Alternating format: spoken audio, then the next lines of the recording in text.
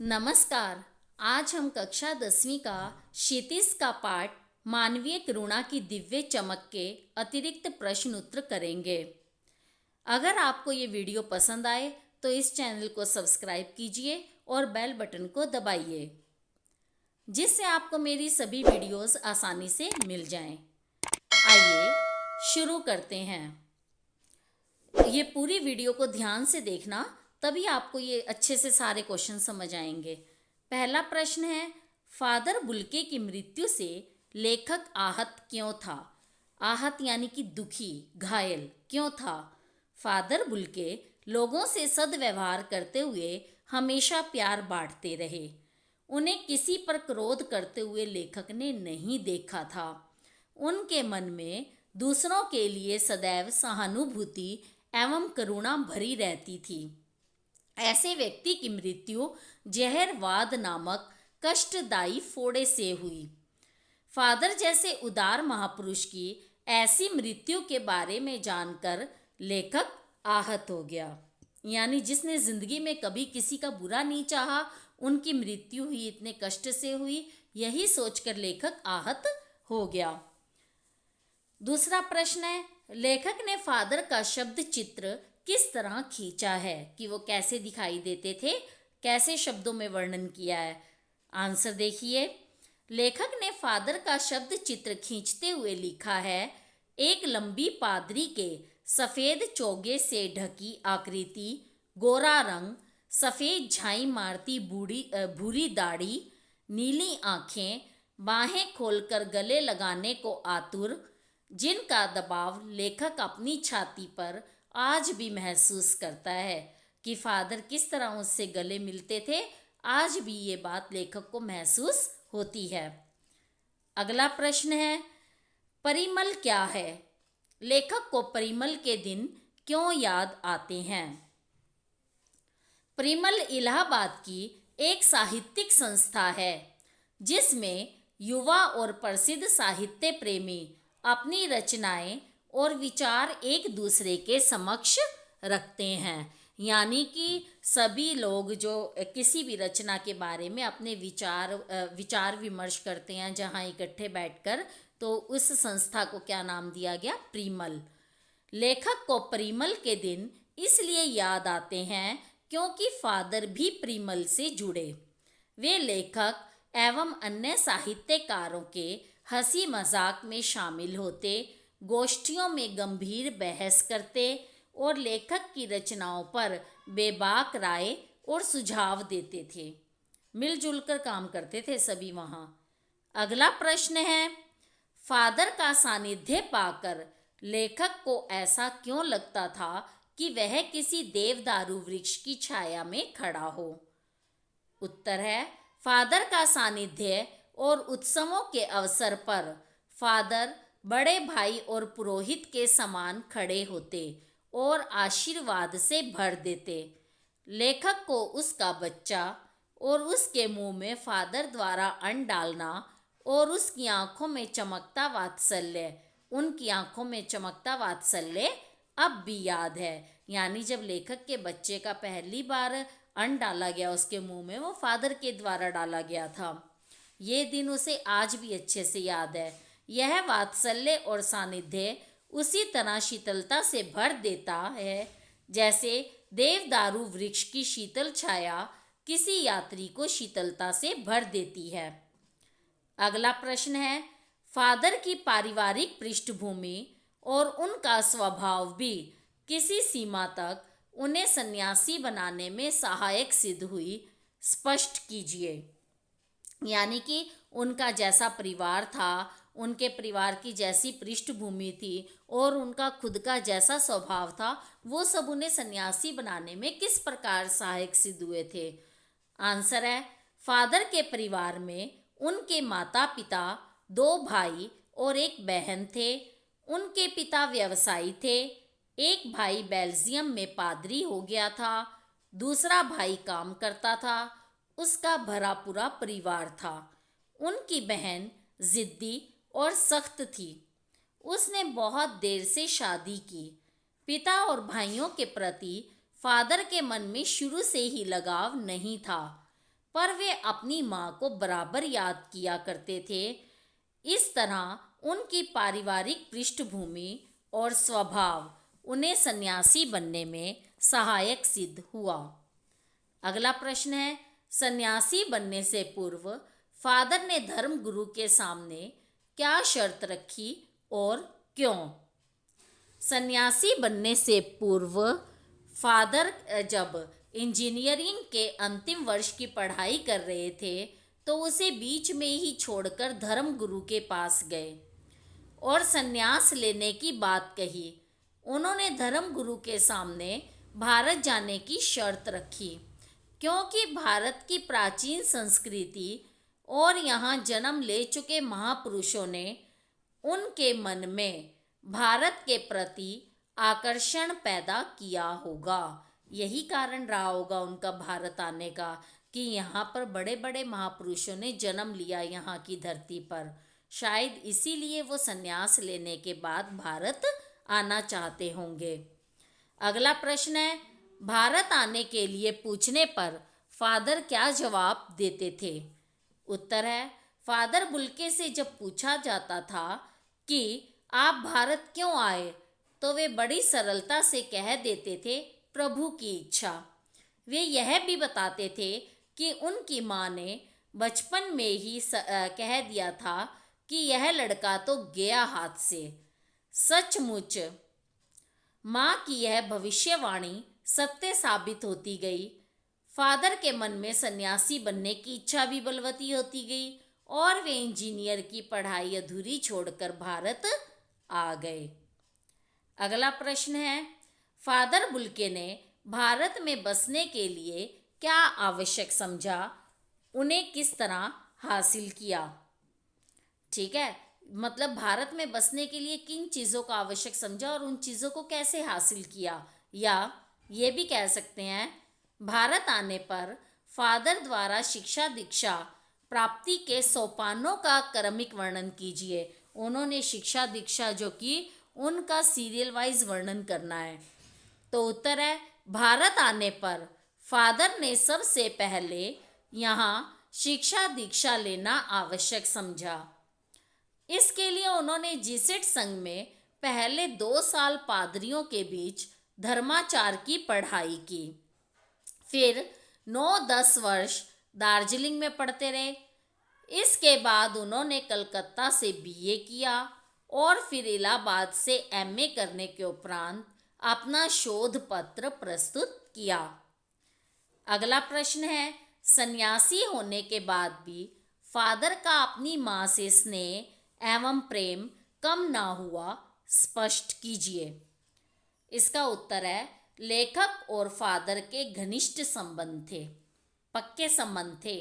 Father लेखक को अक्सर माँ की स्मृतियों में डूबा हुआ देखा करता था। लेखक जो है वो फादर को अक्सर माँ की स्मृतियों में डूबा हुआ देखा करता था। फादर की माँ की चिट्ठियाँ प्राय उनके पास आया करती थी। बेटा सन्यासी हो गया था लेकिन फिर भी माँ की चिट्ठियाँ उनके पास आया करती थी। इन चिट्ठियों को वे अपने अभिन्न मित्र डॉक्टर रघुवंश को दिखाया करते थे। भारत बसने के बाद भी वे अपनी माँ और मातृभूमि को नहीं भूल पाए थे। इससे स्पष्ट है कि सन्यासी होने के बाद भी फादर का अपनी माँ से स्नेह एवं प्रेम कम न हुआ। अगला प्रश्न है, फादर बुल्के ने हिंदी के उत्थान के लिए क्या क्या प्रयास किए? उत्तर है, भारत में रहते हुए फादर ने इलाहाबाद विश्वविद्यालय से एमए किया। इससे ज्ञात होता है कि उन्हें हिंदी से विशेष लगाव था। उन्होंने हिंदी में ही एमए किया था। उन्होंने हिंदी के उत्थान के लिए अब क्या क्या किया वो देखिए। हिंदी को राष्ट्रभाषा बनाने के लिए अकाट्य तर्क प्रस्तुत करते थे। हर मंच से हिंदी की दुर्दशा पर दुख प्रकट करते। हिंदी वालों द्वारा हिंदी की उपेक्षा पर दुख प्रकट करते, यानी कि जो लोग हिंदी की उपेक्षा करते हैं, स्पेशली भारत में रहने वाले जो लोग हिंदी की उपेक्षा करते, तो इस बात पर उन्हें काफ़ी दुख होता था। वे हिंदी को राष्ट्रभाषा के रूप में देखने के लिए भी चिंतित रहते थे। वे चाहते थे कि हिंदी को राष्ट्रभाषा का पद मिले। अगला प्रश्न है, मानवीय करुणा की दिव्य चमक पाठ के आधार पर फादर की विशेषताओं का उल्लेख कीजिए। फादर की विशेषताएं बतानी है। मानवीय करुणा की दिव्य चमक पाठ से फादर बुल्के की निम्नलिखित विशेषताओं का ज्ञान होता है। फादर संकल्प के सन्यासी थे, मन के नहीं। संकल्प उनका सन्यासियों वाला था, मन से तो वो सबसे मिलजुल कर रहते थे। फादर संबंध बनाकर उसे निभाना जानते थे।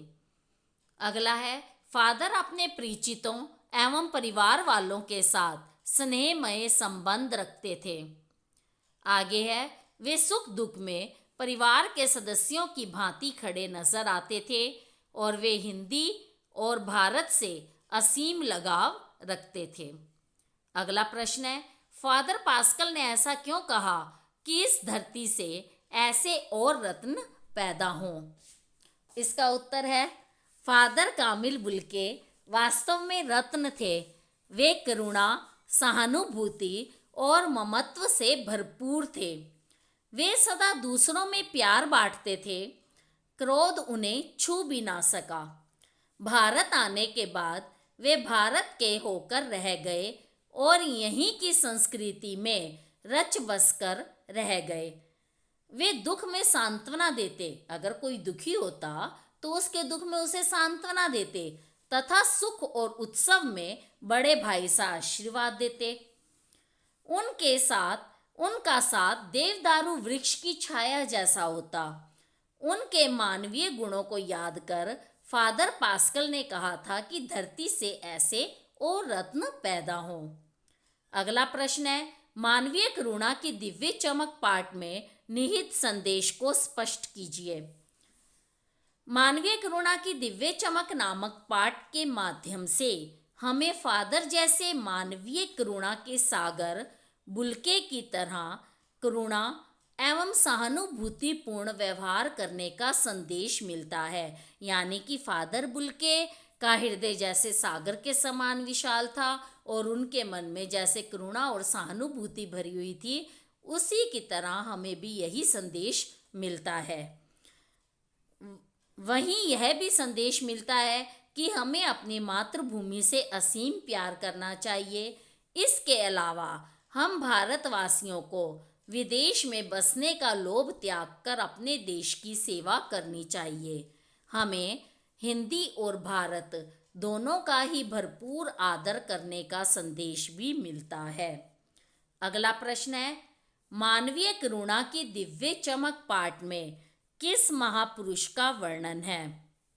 यह विशेषण उनकी किन विशेषताओं को दर्शाता है? सोदाहरण स्पष्ट कीजिए।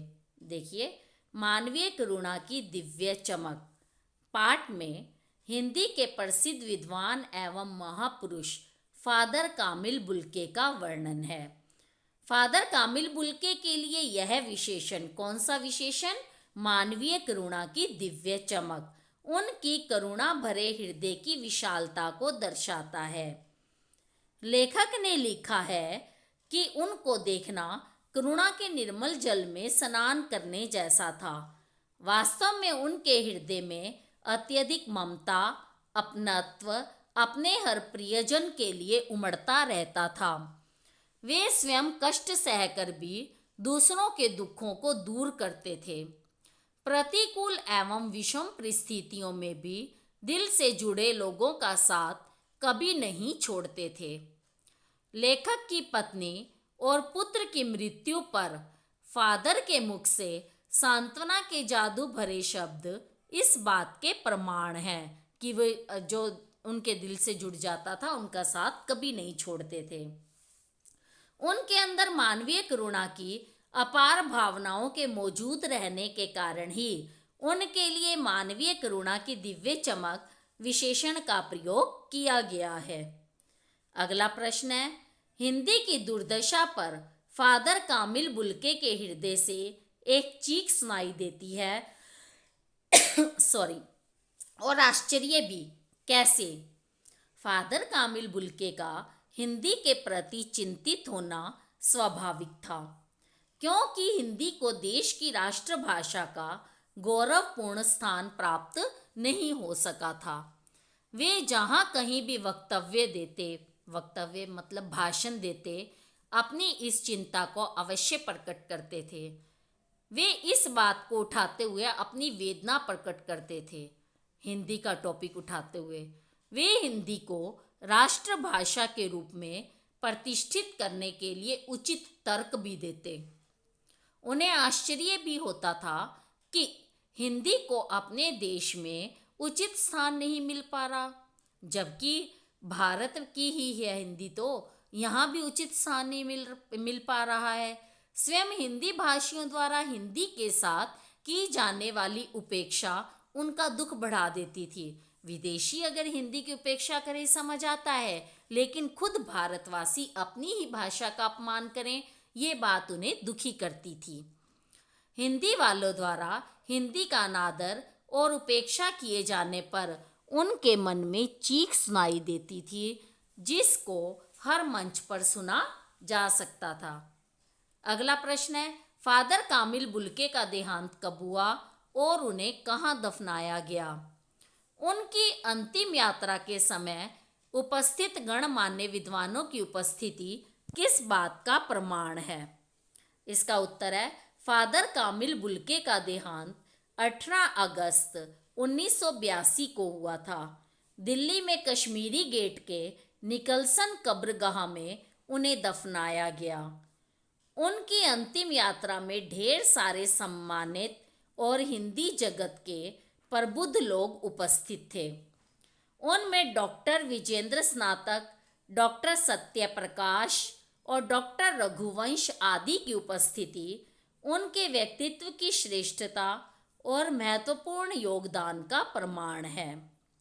अगला प्रश्न है, फादर कामिल बुल्के के अभिन्न मित्र का नाम पठित पाठ के आधार पर लिखिए तथा बताइए कि उनकी परस्पर भिन्नता का कौन सा तथ्य प्रस्तुत पाठ में परिलक्षित हुआ है। पठित पाठ के आधार पर कहा जा सकता है कि उनकी परस्पर अभिन्नता आएगा, डॉक्टर रघुवंश कामिल फादर कामिल बुल्के के अभिन्न मित्र थे। ठीक है, फादर कामिल बुल्के के पास उनकी माँ की चिट्ठियाँ आती थी, जिन्हें वे डॉक्टर रघुवंश को दिखाते थे। वे अपनी बातें डॉक्टर रघुवंश को ज़्यादा शेयर करते थे, अपनी माँ की चिट्ठियाँ भी दिखाते थे। इसके अतिरिक्त उनकी मृत्यु होने के बाद दिल्ली के कश्मीरी गेट के निकलसन कब्रगाह में एक छोटी सी नीली गाड़ी में उनका ताबूत पादरी रघुवंश जी का बेटा और उनके परिजन राजेश्वर सिंह उतार रहे थे। उनकी मृत्यु पर डॉक्टर रघुवंश एवं उनका परिवार अधिक दुखी था। आगे देखिए, एक मिनट। मानवीय करुणा की दिव्य चमक किसे कहा गया है और क्यों? इसका उत्तर है, लेखक ने फादर कामिल बुल्के को मानवीय करुणा की दिव्य चमक इसलिए कहा है क्योंकि फादर नेक दिल वाले व्यक्ति थे, जिनकी रगों में दूसरों के लिए प्यार, अपनत्व और ममता भरी थी। वह काम, क्रोध, कटुभाषिता से कोसों दूर थे। वे अपने परिचितों के लिए स्नेह और ममता रखते थे। तो ये थे आपके मानवीय करुणा की दिव्य चमक के अतिरिक्त प्रश्न उत्तर। उम्मीद करती हूँ ये आपके लिए बहुत ही सहायक सिद्ध हुए होंगे। धन्यवाद।